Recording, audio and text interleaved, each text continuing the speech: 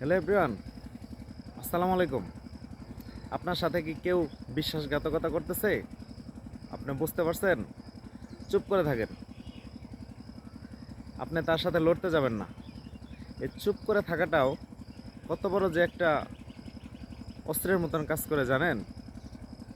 যে আপনার সাথে বিশ্বাসঘাতকতা করতেছে সে কখনো চিরস্থায়ী সুখ পাবে না। তার সাথেও কেউ না কেউ এই সিটিংটা করবে, কারণ এটা তার কিনে নেওয়াটাই উপহার হিসেবে তার কাছে ফেরত আসবে।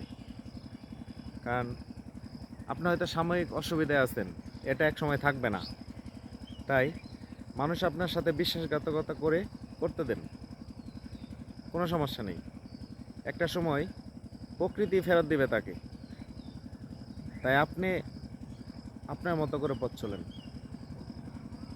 ধন্যবাদ।